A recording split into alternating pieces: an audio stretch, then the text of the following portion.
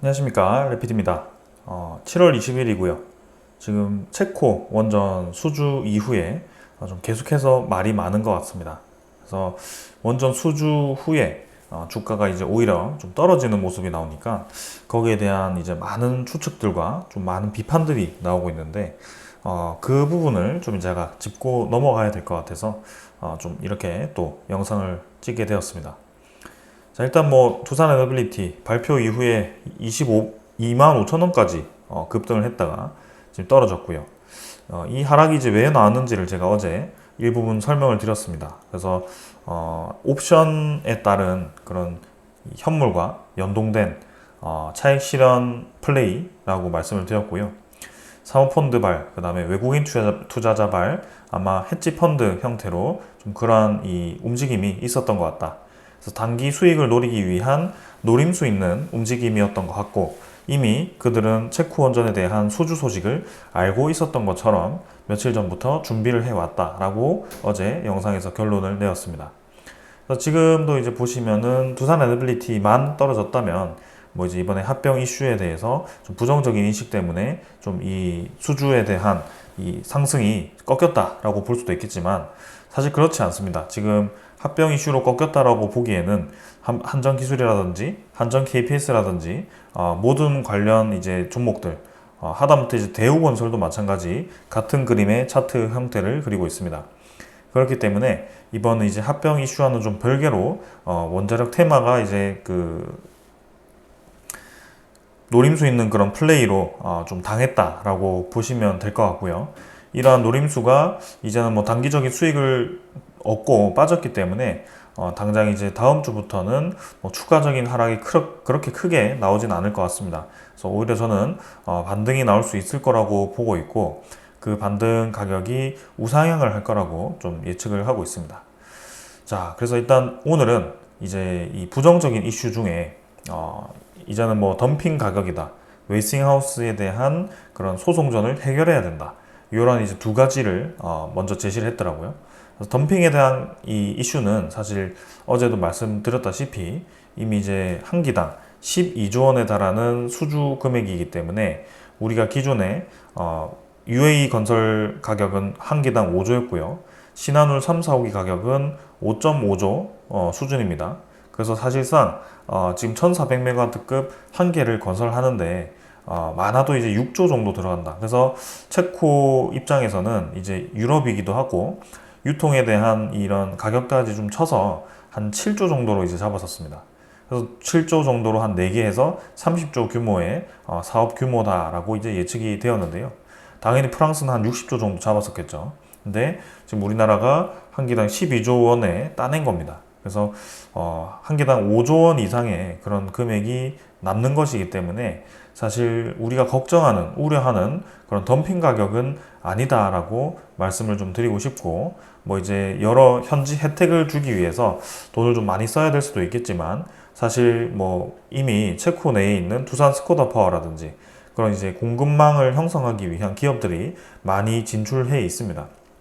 그래서 뭐 기초부터 완전 처음부터 체코에 뭐 공장을 짓고 그런 기반을 다시 마련해야 되고 모든 인원들을 다시 고용해야 되고 이런 것들이 아니기 때문에 사실 덤핑 가격이라고 보기는 어렵다. 그리고 체코 원전 이제 두코바니 2기에서 끝날 게 아니고 이제는 이 체코에서 멈추는 그런 화력 발전소들, 그 다음에 부족한 이 전력들을 생각을 해보면 당연히 이 테멜린 원전 2기도 진행할 거라고 보고 있습니다. 그래서 총 4개 정도 원전이 건설이 될 거고, 그렇게 되면 총 4를 곱해서 48조 원에 달하는 규모의 금액이 생기게 됩니다. 그래서 48조라고 한다면 우리가 폴란드 원전에서도 예상하지 못했던 그런 수준의 이 사업비고요. 상당히 크게 지금 잡혀 있다라고 보시면 되겠습니다. 그래서 이번 소식은 우리가 의심할 여지도 없이 호재다라고 볼 수 있는데요. 그럼 이제 마지막 관문, 옛날부터 계속 얘기가 나왔던 웨이싱하우스와의 합의가 언제 진행되는지가 이제 중요해 보이죠. 그래서 본계약 3월, 이제 내년 3월까지 한 8개월 정도 남았는데요. 그 전까지 웨이싱하우스와의 합의가 도달하고 그 다음에 이제 수출의 본계약에 차질 없이 진행을 해야 될 겁니다. 자, 그래서 그 부분에 대해서 오늘 집중적으로 좀 설명을 드리려고 하고요. 그리고 그것을 떠나서 웨이싱하우스와 이제 합의가 도달했을 때 우리에게 어떤 효과가 있는지, 그리고 앞으로 이제 발생할 수 있는 그런 수주들이 얼마나 많은지, 그리고 우리가 지금까지 체코 원전에 몇 달간 이제 집중해서 지켜보고 있었는데요. 그 외에 좀 중요한 소식들이 어떤 것들이 있는지 이런 것들 다시 한번 짚고 넘어가려고 합니다. 일단 요거를 진행하기 전에 제가 두산 에너빌리티에 그동안 쏟아왔던 시간들을 좀 이 자료들이 설명을 하고 있는 것 같습니다. 그래서 두산 에너빌리티의 유상증자부터 뭐 이런 공매도부터 에너지에 대한 시장, 탄산 리튬 시장, 그리고 이제 뭐 유상증자에 대한 설명들, 그리고 웨스팅하우스의 소송전도 제가 배경부터 다 설명을 드렸었고요. 이런 것들이 좀 많이 도움이 되셨을 거라고 봅니다. 그래서 굉장히 오래전에 있었던 이런 자료들도 좀 있거든요. 우리가 3조 자구안을 할 때부터 이미 두산 에너빌리티를 투자해 왔습니다. 그래서 이때가 벌써 바이든에 대한 당선이 얘기가 나올 때였기 때문에 굉장히 오래전 자료죠.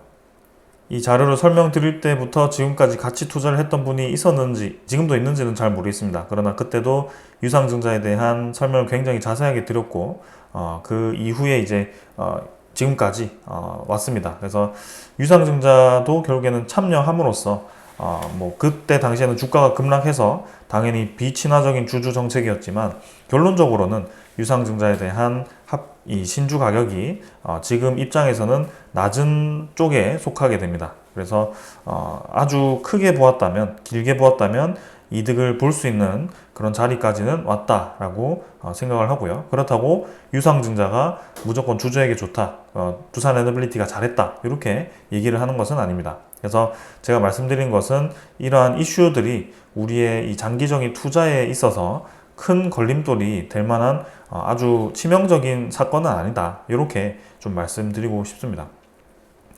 자, 그래서 우리가 집중해야 되는 부분, 이 부분에 대해서 좀 설명을 하고 다시 한번 이 영상을 보시고 내가 왜 투자를 했는지, 그리고 앞으로 어떤 방향으로 가야 되는지를 좀 생각을 해보시면 좋겠습니다.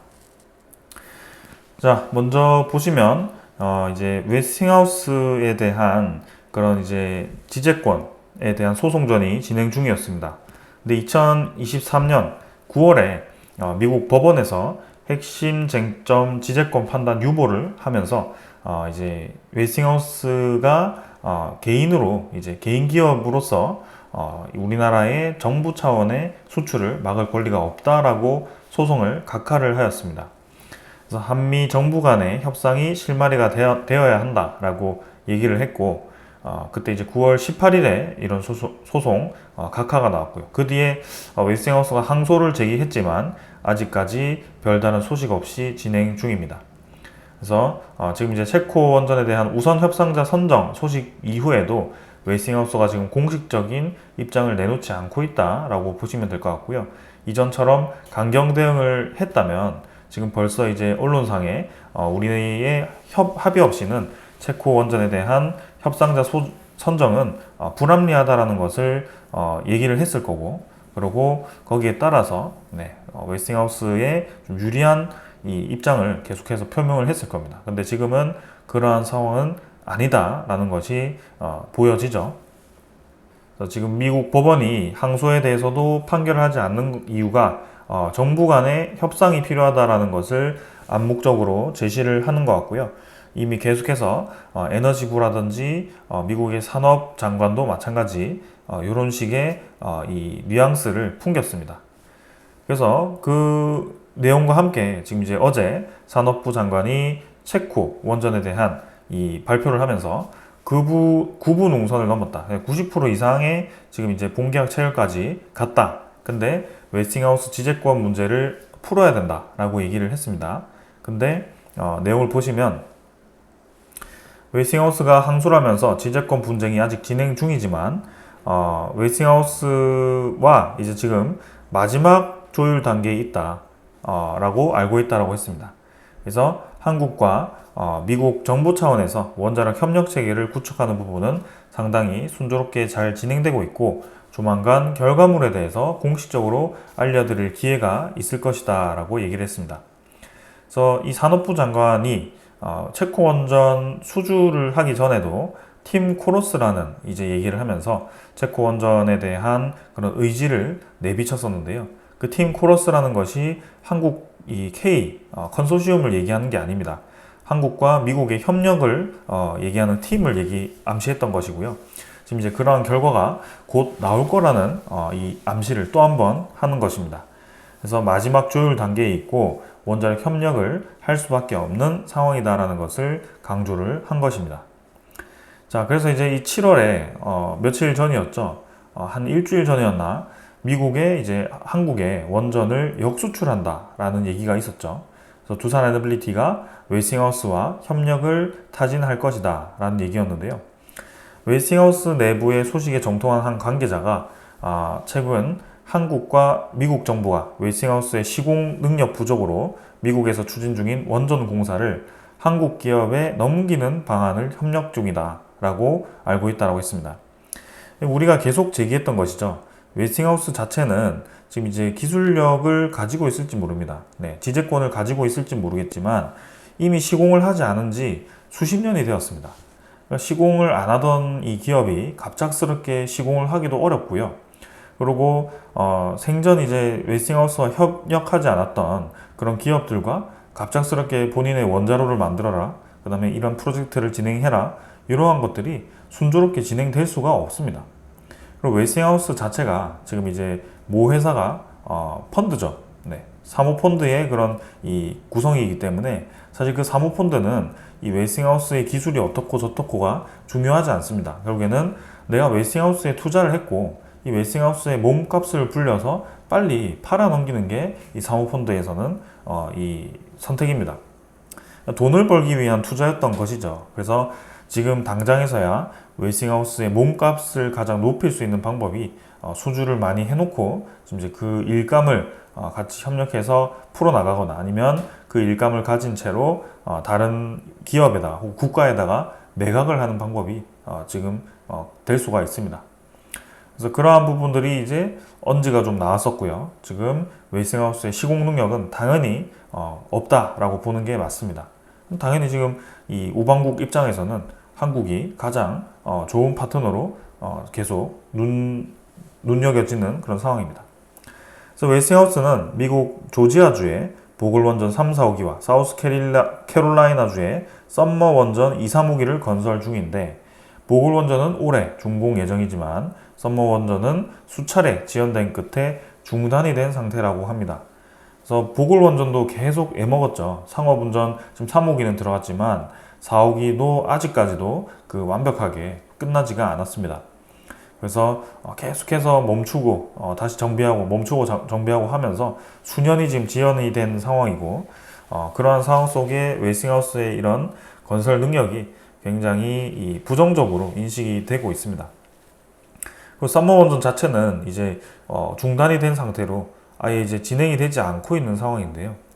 이러한 것들을 지금 보았을 때 웨스팅하우스가 해당 원전용으로 만들고 있던 원자로와 터빈 등 주기기를 남겨놨다가 수출할 때 쓰려고 하는데 이 기기들을 한국 기업인 두산 에너빌리티에서 제작해서 보관하고 있다라고 얘기를 하고 있습니다.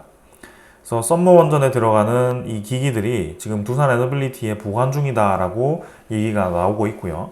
이미 만들어져 있다라고 볼 수가 있죠. 그래서 웨스팅하우스가 이 주기기를 어디에 사용할지가 이제 관건이 될 것 같습니다. 자, 그래서 주기기 외에 나머지 건설 부분도 한국 업체들에게 넘겨서 미국 내에 완공을 하거나 여의치 않을 경우에는 폴란드나 다른 동유럽 국가로 수출할 계획도 가지고 있다. 주기기를 만들어 놨다면 세일즈를 하고 있다라고 얘기를 하고 있습니다. 그러니까 폴란드라든지 불가리아 쪽에 우리 주기기 이미 만들어 놨으니까 바로 이제 시공하면 주기기 공급이 차질 없이 진행된다. 그래서 특히 또 두산 에너빌리티의 그런 주기기니까 큰 문제 없고 이 공사의 그런 제기간에 진행할 수 있는 온타임이 가능하다라고 어필을 했을 가능성이 큽니다. 그래서 이 부분에서 한국 업체들과 협력을 꾀하고 있는 것으로 보인다라고 얘기가 했고요. 이 내용이 7월 달에 얼마 전에 나왔던 소식입니다. 그래서 정말 구체적으로 설명이 나왔고요. 지금 안덕근 산업부 장관이 얘기하는 것과 지금 이러한 소식들이 일맥상통한다라는 것, 그 다음에 체코 원전이 이제 우리나라 쪽으로 왔을 때 웨스팅하우스가 큰 이제 반발을 하지 않고 있다는 점, 이러한 이 분위기가 합의에 가까워지고 있다라는 뜻 아닐까라는 저의 생각입니다. 자, 그래서 그 다음 내용을 보시면 폴란드에 이어서 이제 불가리아까지 웨스팅하우스가 이제 수주를 했었죠. 그래서 23년 10월에 이제 소식이 들려왔고요. 여기 이제 시공사가 지금 현대건설로 선정이 되면서 우리나라와 지금 웨스팅하우스가 결국에는 합작 이 원전 건설을 또 하게 됩니다. 그래서 웨스팅하우스가 지금 뭐 다른 국가를 선택하기보다는 다시 한번 우리나라를 선택할 수밖에 없는 이유가 계속해서 이렇게 부딪힐 수밖에 없고요. 그리고 본인들이 가장 못하는 것을 우리나라가 가장 잘하기 때문에 그리고 오래전부터 우리나라와 이 호흡을 많이 맞춰왔기 때문에 다시 한번 한국을 선택할 가능성이 커 보입니다. 그래서 지금 뭐 AP1000에 대한 노형이 또 코줄로 두이 785기에 배치가 될 거고요. 이러한 부분이 지금 주목이 되죠. 왜냐하면 두산 에너빌리티에 썸머 원전에 대한 주기기들이 보관되고 있는데 그 주기기가 AP1000이기 때문에 지금 불가리아에 납품될 수도 있고요. 폴란드에 납품될 수도 있습니다. 그래서 이 23년 7월에는 이제 BHI가 웨스팅하우스와 폴란드 원전 개발 프로젝트를 참여한다라는 소식이 있었습니다. 요건 이제 윤석열 대통령, 우리나라 대통령이 폴란드에 방문을 해서 국빈 방문을 해서 그때 이제 회의를 하면서 이제 이 산업부끼리 협력하는 과정에서 이러한 얘기들이 나왔는데요. 국내 중견 발전 기자재 업체 BHI가 미국 원자력 발전 기업인 웨스팅하우스가 폴란드에서 현지에서 추진 중인 원자력 발전소 프로젝트에 참여한다라는 얘기가 있었습니다. 그래서 원자력 기기 공급을 추진하고 이번 폴란드 국빈 방문에서 원자력 분야의 첫 성과다라고 작년 7월달에 얘기가 나왔었습니다. 그래서 이제 합의서에 서명을 했고요. 이 기기 공급에 협력을 하기로 되어 있습니다. 그래서 두산 에너빌리티는 공식적으로 뭐 웨스팅하우스와 협의한다 이런 얘기는 없었지만 결국에는 보관하고 있는 주기가 있기 때문에 그것을 수출해서 나갈 수도 있고요. 아니면 다시 한번 생산할 수도 있고요. 아니면 미국의 자국 내에 있는 그런 이제 썸머 원전을 건설 재개할 때 그쪽으로 다시 공급할 수도 있습니다. 이 여러 케이스가 있고요. 결국에는 두산 에너빌리티와 웨스팅하우스는 지금 떨어질 수 없는 구조이다. 협력할 수밖에 없는 구조이다. 지금 소송전은 사실 한수원과 한전 그리고 웨스팅하우스가 벌이고 있는 소송전이고요. 기자재 공급 입장, 원자로 공급 입장에서는 두산 에너빌리티는 이미 웨스팅하우스와 떨어질 수 없는 관계까지 엮여 있습니다. 그래서 그러한 부분을 고려했을 때 이 겉에 그림이 좋게 우리 한수원과 한전까지 또 이제 소송을 해결하면서 합의하면서 가지 않을까 그런 그림이 예상이 됩니다. 그리고 중요한 것은 지금 이제 23년 6월에 두산 에너빌리티 체코 자회사 두산 스코다 파워가 한국과 미국, 프랑스가 경쟁 중인 체코 신규 원전 사업에 적극 참여 의지를 내비치면서 잠재 후보와 모두 협력하고 있다라는 얘기를 했었습니다. 그래서 두코바니 원전에 터빈을 공급할 수 있다. 그게 최종 낙찰자와 상관없이 가능하다. 이렇게 얘기를 하였습니다. 그러니까 지금 이 유럽 내에 지금 웨스팅하우스의 입지가 좀 강해지고 있긴 하죠. 폴란드라든지 불가리아를 접수했고요. 그 다음에 우크라이나와도 AP1000 공급에 대한 접수를 약속을 하고 있습니다.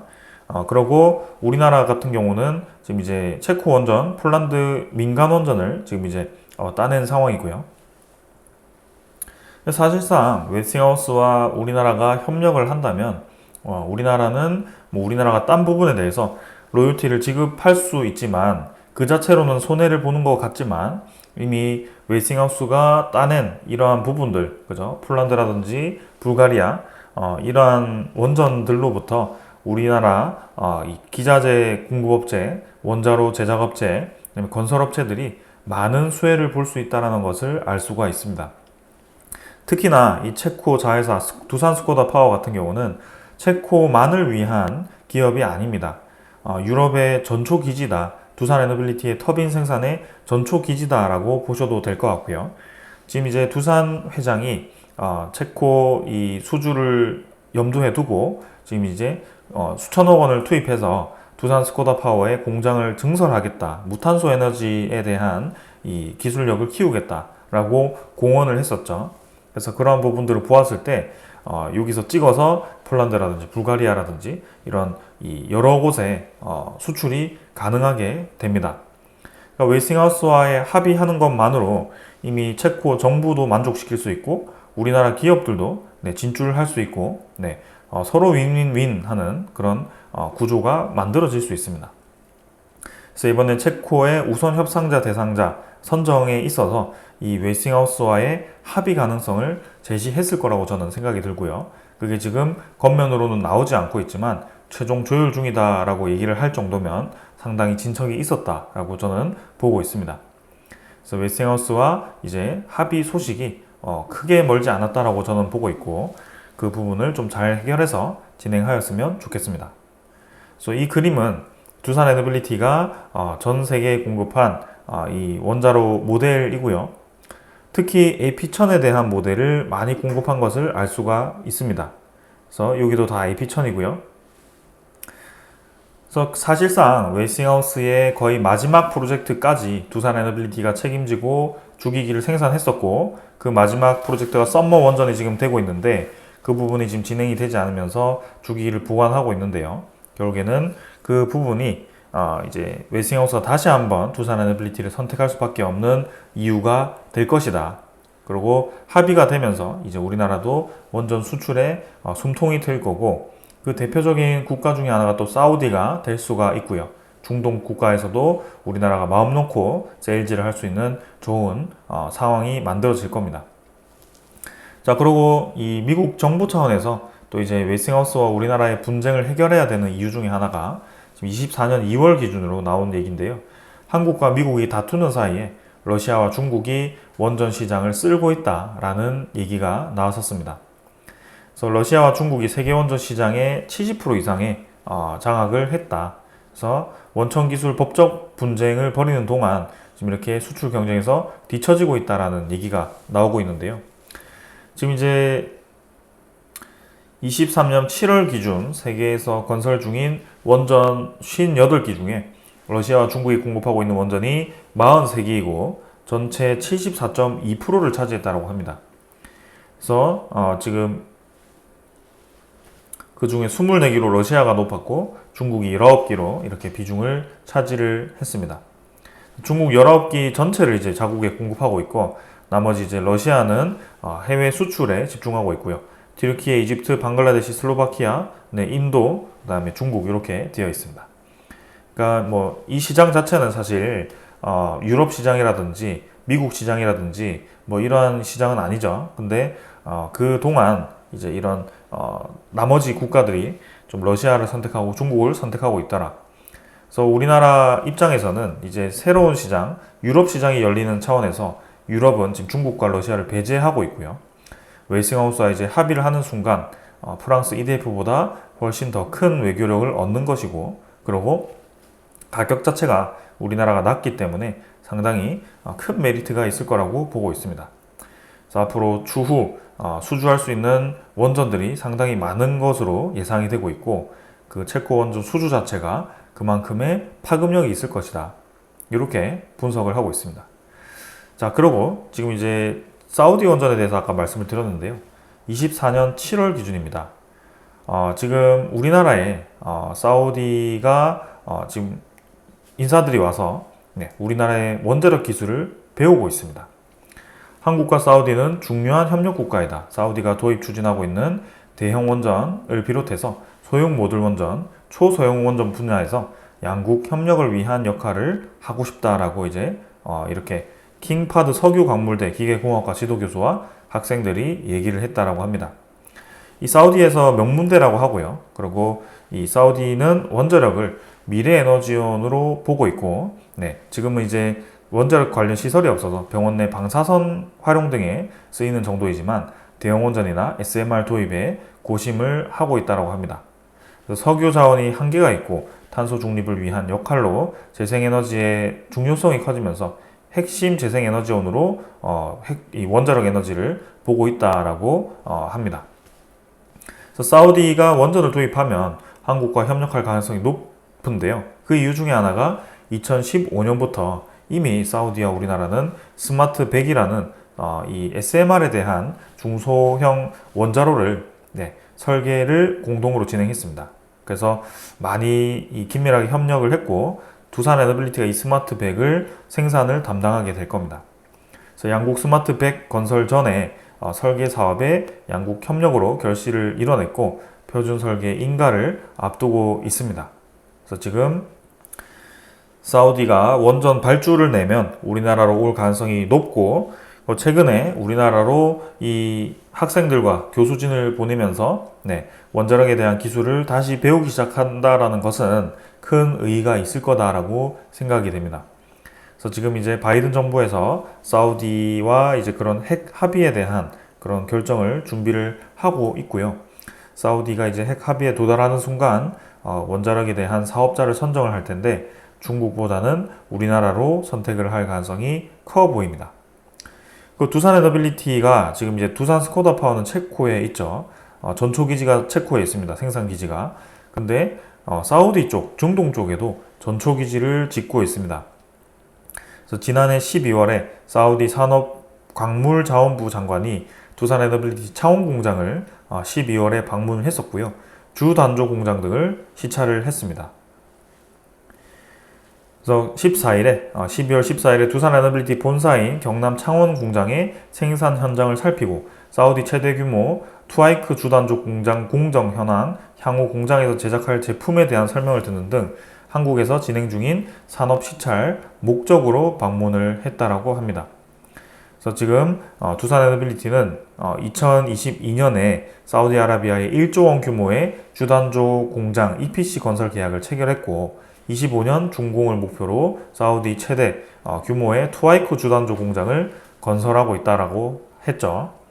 주단조 공장이 있다라는 것은 원자로도 제작할 수 있을 거고요. SMR에 대한 이 제품도 제작할 수 있을 거고요. 그 외에 나머지 터빈이라든지 아니면 해상풍력 관련 부품이라든지 조선 선박 관련한 부품이라든지 이런 여러 가지 파트들이 제품이 생산이 가능하게 됩니다. 그래서 사우디 자체가 이제 생산 기지가 생기는 것이기 때문에 2025년 준공 시부터 그 공장을 돌리기 위한 이 프로젝트들이 발주가 진행될 건데요. 그게 두산 에너빌리티로 발주가 날 가능성이 저는 커 보이고 그 중에 하나가 원자력 에너지가 되지 않을까라는 기대감이 있습니다. 그래서 중동 쪽에 이제 전초기지가 하나 생기는 거고요. 체코 쪽 이제 유럽 쪽에 전초기지가 하나 생기는 거고요. 이제 한국 쪽에 전초기지가 하나 있고요. 그래서 총 3개에 대한 기지가 아주 크게 잘 돌아갈 거고 이제는 여러 가지 수출을 직접적으로 우리나라에서 계속 만들어서 보내는 게 아니고 바로바로 그 가까운 지역에서 찍어서 보낼 수 있는 기반을 마련하는 것이기 때문에 그런 이 운송 자체가 그리고 생산 운반 자체가 굉장히 효율적으로 바뀔 수 있다라고 생각이 됩니다. 자, 그래서 두산 에너빌리티의 큰 그림이 이제 완성이 되고 있다라고 보시면 될 것 같습니다. 그리고 이제 사우디를 떠나서 우리나라가 또 잇고 있는 프로젝트가 하나 있죠. 우리나라의 루마니아 대통령이 2024년 4월 불과 3개월 전에 방문을 해서 SMR 사업을 위한 생산 시설을 시찰하기 위해서 이렇게 방문을 했었습니다.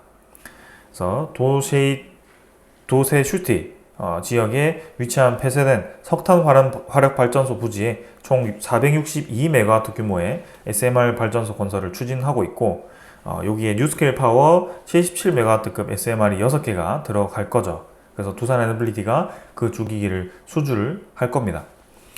자, 그래서 이러한 모든 것들을 보았을 때는 지금 체코 원전에 대한 시작으로 많은 프로젝트들이 줄줄이 지금 우리나라 쪽으로 올 가능성이 커 보이는데요. 주가가 이제 갑자기 떨어지면서 우리의 예상과는 다르다라고 판단이 되었고 그걸로 이제 좀 두산 에너빌리티를 정리하는 분들이 많았던 것 같습니다. 근데 저는 지금 두산 에너빌리티가 전혀 좋지 않게 가고 있다라고 보지 않고 있고요. 주가 자체는 단순히 차익 실현을 위한 좀 지저분한 플레이였다라고 판단하고 있고요. 이 주가가 언제 다시 갑작스럽게 올라갈지는 저도 사실 알 수가 없습니다. 그래서 다시 한번 우상향을 해 갈 거라고 생각을 하고 있습니다. 지금 당장 이제 체코에 대한 그런 우선 협상자 선정이 되었고, 그 다음에 폴란드 퐁투누프 원전이 이제 타당성 계약 체결을 앞두고 있죠. 그래서 정부 차원에서 지금 이제 폴란드 정부가 이 타당성을 조사를 하기 전에 퐁투누프 원전에 대한 이 사업이 지금 진행하는 게 맞느냐 안 맞느냐를 좀 결정한다라고 했는데, 그 뒤에는 크게 소식이 없습니다. 그래서 협의가 진행 중인 것으로 보여지고요. 지금 웨스팅하우스와 만약에 합의가 된다면 폴란드 정부 차원의 6기도 우리나라가 이 주기기 같은 경우 따낼 수도 있습니다. 그리고 그 외에 불가리아 프로젝트도 두산 에너빌리티로 러브콜이 올 수도 있고요. 그래서 여러모로 지금 좋은 상황이다. 그 다음에 세 번째는 이제 중동 시장입니다. 사우디가 이제 움직이기 시작했고, 미국과의 핵 합의가 언제 되는지가 중요하다. 그래서 그게 합의가 되는 순간 우리나라로 발주가 날 가능성이 커 보인다. 그 다음에 UAE 추가 원전분도 지금 겉으로는 이제 우리나라가 우선 협상자로 바로 되는 게 아니고 경쟁 입찰로 진행되는 것이긴 하지만, 사실 우리나라가 지금 경쟁을 해서 좀 밀린다라고 싶은 국가가 중국 정도밖에 없습니다. 러시아도 있긴 하지만 UAE 입장에서는 러시아를 선택하지는 않을 것 같고요. 중국 아니면 우리나라를 또 한번 저울질을 할 가능성이 커 보입니다. 그러나 바라카 원전에 대한 경험, 그 다음에 그런 정치적인 이 요소들이 다시 한번 우리나라로 선택을 하도록 만들 거고요. 결국에는 이 입찰 자체는 우리나라의 단가를 합리적으로 맞추기 위한 방법일 거라고 생각이 됩니다. 그래서 중동 시장도 많이 기대가 되고요. 뭐 이제 필리핀 바탄 원전이라든지 아니면 추가적으로 이어지는 영국 원전, 뭐 튀르키예 제2의 원전, 그 다음에 이 네덜란드 원전, 스웨덴 원전, 이런 프로젝트들이 줄줄이 기다리고 있습니다. 우리나라에 영국 이 고위급 원자력 인사들도 방문을 했었고, 체코 이 인사들도 우리나라 이 신한울 원전, 한울 원전이었나요? 네, 방문을 했었고요.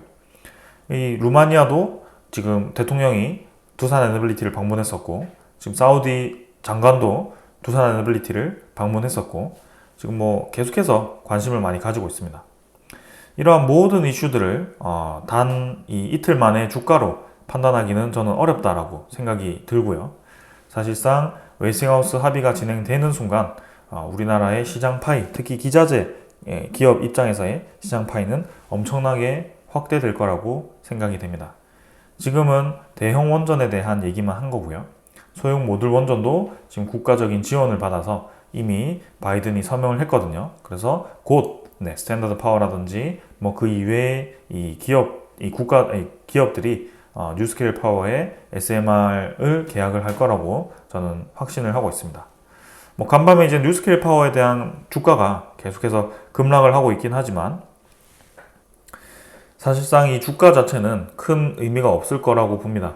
왜냐하면 이미 지금 1달러 수준에서부터 거의 뭐 이 5개월 만에 16.9달러까지 올라간 상황이거든요. 그래서 충분히 차익 실현이 나올 만했고, 특히 이 부분은 뉴스케일 파워만 떨어진 게 아니죠. 지금 나스닥 전체, 미국 증시 전체가, 그리고 우리나라 증시 포함 글로벌 증시 전체가 좀 조정을 받는 경향이 있죠. 그래서 미국의 대선을 앞두고 그런 트럼프의 또 이 정치질이 또 한 번 시작이 되었습니다. 그런 이 움직임으로 지금 이제 한번 차익 실현이 시작된 것 같고, 요것은 차익 실현일 뿐입니다. 결국에는 차익 실현 후에는 제 가치를 찾아가기에 마련입니다. 그래서 뉴스케일 파워가 또 이렇게 며칠 떨어졌다고 해서 이 기업이 또 완전히 뭐 다시 회귀한다, 망한다, 이렇게 보는 것은 맞지 않거든요. 그래서 한 번씩 뚝뚝 떨어지더라도 결국에는 제자리를 찾아가는 것이 주식이기 때문에 주가에 너무 연연할 필요는 없다라고 보고 있습니다.